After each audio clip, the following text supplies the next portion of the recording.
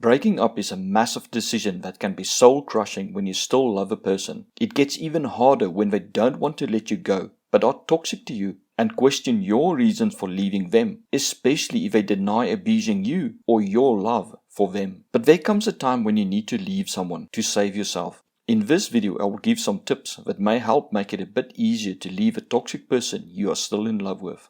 Hello wonderful person and welcome to Narcissistic Abuse Healing. I'm Anton and I create videos about narcissistic abuse to help you understand what was done to you and help you heal from it. Please help this channel grow by subscribing. If you find this video informative or helpful in any way, please let me and YouTube know by liking and sharing it. Feel free to share your experience in the comment section as well as topics you would like me to cover. Admit to yourself you are being abused. The first step in letting someone go is accepting that they do not love you and are abusing you. Write down what is happening to you in a daily journal. Then write down the excuses you give for these behaviors. Take a hard look at what is done to you. Is this how someone should be treated? Is this how someone who loves another treats the person they love? There is no excuse for abuse. A person can choose to walk away. Abusing another person, cheating on them, threatening them, or hurting them is a conscious choice. Their behavior is not your fault or responsibility. If you do not want to keep a journal, make a summary on your phone each day about how you feel emotionally as well as in your body, such as I feel drained and have a headache again today. Also, take a picture of yourself each day. Now set a date you are happy with but no longer than a few months away. When you come to your set date, take some time for yourself and go through all the selfies and entries you made. What is a summary of your life? Is this who you want to still be in 5 years' time?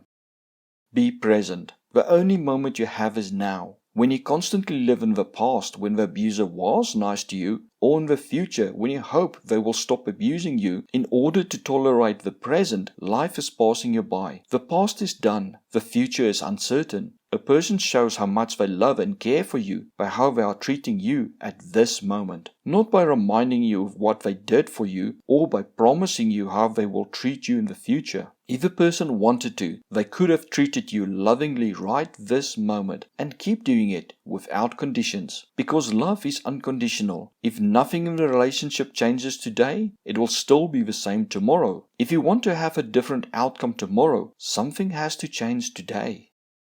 Let go of hope. Hope is one of our greatest strengths, but also one of our greatest weaknesses. It can give you the courage to face impossible odds, but it can also cause you to refuse to see a situation that is impossible to save and have you plow onwards towards your own destruction. How long have you hoped that your love and prayer will change your abuser's heart? Do you believe that if you make them aware of the pain they cause you, that they will change? They already know they are hurting you. Telling them something they already know is not going to change their mind. And giving them what they want is only enabling them and allowing them to not need to change. If they do not face any consequences for their actions, they have no reason to change what is essentially a good deal for them. The only person you can change is yourself. If they wanted to change, they would have done so already. They don't need you to do anything for them to change and treat you better. Kindness, compassion, empathy, and love are choices. So are hatred, abuse, manipulation, and exploitation. If you still feel you can make a difference, then set a deadline, maybe a week, month, or year from now. Do not tell anyone. Else the abuser will treat you better until your deadline expired to manipulate you into thinking you can actually make them change. Now give a relationship everything you have. At your deadline, take an honest look at how things went. Did things go better, or were you exploited the more you gave? Even if it went better, is this the relationship you want? Remember, you gave everything you had, and this is the best it got. Is what you got worth what you had to put into the relationship? And for how long can you keep up what you put into the relationship? Watch out for trying to make excuses for the abuser's behavior or falling into the trap of doubting that maybe you did not give all you had. In hindsight, you may say you could have done something else on this day or that day, but that is not so. We always do the best we can do in each moment with the information and experience we have, as well as the emotional state we are in and the beliefs we have. Yeah, what you get is the best the person who abuses you believe you are worthy of and how much they care about you. What do you want from a relationship? Have you ever really had it? Do you have something close to it now? When someone loves you, even if you argue, you do not fear them, for you know they will not attack you. Even amid a hurricane, a loving relationship still feels loving. Decide to leave or stay. At this point, you will have a clear picture of exactly what abuse you are suffering, and that you cannot make your abuser love you and treat you with respect, as well as what the best possible relationship will be you can ever hope for if you pour everything you have into the relationship. Now you have to decide if you are willing to accept what you have and live with that until one of you dies, or the abuser leaves you when he or she is done with you. Or are you going to leave and focus on becoming the best version of yourself who you can be? Let go of fearing how you are going to leave. First, you have to decide that you are going to leave. Then you can start working on an exit plan. The plan may take a week, or it can take several years for you to set everything in motion. Just do not fall into the trap of wanting to have every possible thing planned out before you are willing to leave, as it can become an excuse not to leave. Note that to leave for good, you have to decide that what was done to you is unforgivable in as far as you're staying with a person. You can keep loving them and forgive them later if you want, but you cannot stay with them. You have to decide that nothing they say or do will cause you to take them back. They used up their last chance. If you decide staying is the best choice for you at this moment, then give yourself the power by recognizing you are choosing at this moment to stay, and you can change your mind at any moment when you feel like it. Choosing to stay today does not mean you have to stay for the rest of your life. Tomorrow or next year, you may feel stronger or different about your situation. However, accept that you deserve better and that you are responsible for your own happiness. If you cannot find it where you are, then you have to go find it somewhere else. Note that not making a decision is making a decision to stay. You are either in or out, but staying keeps the door to new opportunities closed. Accept that it is going to hurt. No matter what you decide, prepare yourself for lots of tears and doubt, especially if you leave and you find yourself alone and missing the feeling of being desired and wanted. It will get worse when you are hoovered and the abuser uses guilt or promises you they will change. However, in leaving you have an opportunity for something greater than you had. If you can afford it, seek professional help from a qualified clinician who has experience in dealing with a narcissistic abuser. Not all clinicians know what a narcissistic abuse is, so you may need to shop around a bit. See if you can get credible references and try to get reviews before you commit to a clinician. When times go bad, we often get decision remorse. We tend to downplay and forget the bad parts and focus on the good parts of what we gave up. You may then think you made a mistake in leaving. This is normal and not proof you made a mistake. Your brain is just adapting to the new and unfamiliar and wants to protect you from the unknown by going back to what is familiar, even if it's toxic to you. Go through your journal and look at the selfish you took and read how you felt in the relationship.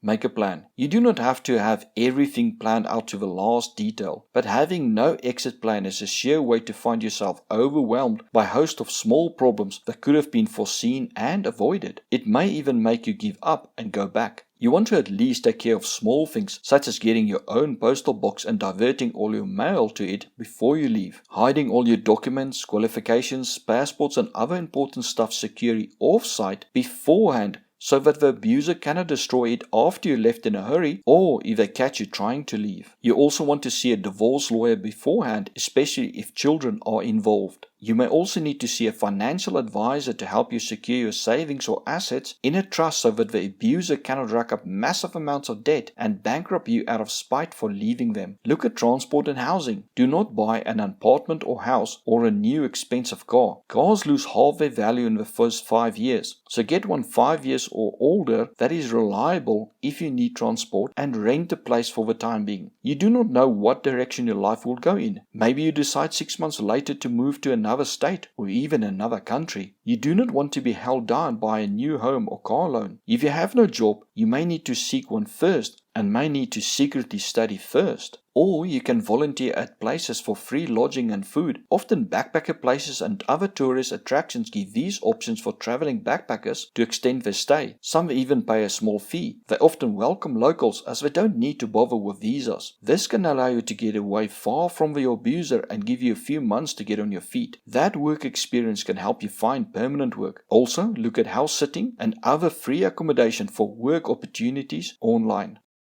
Mourn the loss of your relationship. Your relationship has not just ended because you drifted apart. It ended because the person you thought you loved never existed. That person is dead, as you were shown a false personality by the abuser to manipulate you. You were not blind and stupid. You were fooled into thinking the abuser is someone else. Let that person go by mourning that person's death, so that all that remains is a true abusive person that sometimes can do kind things for you to hide their true self and manipulate you. Allow yourself to grieve the loss of your relationship and the time you put into it. You may need to take some time off for yourself and take a vacation if you can afford it. Please, do not get involved in a relationship for at least a year or two. You first have to find yourself and recover from the abuse, else you risk walking into the hands of another abuser who saw an opportunity to be a loving shoulder to cry on, only to change later down the line when you committed to them. Go for it and make a new life for yourself. Your life isn't over. Yes, it will be hard, but you are worth it. Your happiness is within your control. But that does not mean you need to try to get at it alone. Seek and accept help from family, friends, co-workers, professionals, strangers, government systems, and more. If one door closes, then seek another. Sit down and write what your ideal day would look like. From the moment you get up to the moment you go to sleep. What will you be wearing? Where will you live? What will you eat? How will your body look? How do you want to feel? What hobbies do you want to do? Do you want to be in a relationship? Let your imagination flow. It is basically like a page out of your diary of your ideal future. Now use that as a blueprint and focus on making it true. Let your emotions go. Sometimes we want to say things to people that we cannot say in person, so we bottle them up. Express your feelings in a letter. Write what you want to say to each person. If they hurt you, write it down. If they helped you in some way, thank them for it. Then burn the letter. Don't give it to the abuser, as they will use it in some way against you. Now let go of the emotional items the person gave you. Sell the items or give them to a charity if you can afford it. If you have love letters from a person, burn them. But keep hate mail and threats for future legal action. Pictures you need to look at each one and decide if a memory of a place is worth keeping the picture. If the abuser is not in it, then you may want to keep it to remind yourself of places you have been, especially if you were happy at the time, as long as it does not pull you back to the abuser. Leaving an abuser is not easy, but it is possible and is done one step at a time. All you have to do is decide to leave and then put one foot in front of the other. Thank you for watching. If you found this video informative, please like and share it so that more people can benefit from it. If not subscribed, please subscribe now by clicking the seductive red button. As reward for subscribing, you will get more informative videos about narcissistic abuse. Please leave a comment, as it helps to expand the information covered in the video, which may be of benefit to others. Also check out my books on narcissism by following the links in the description. Thank you.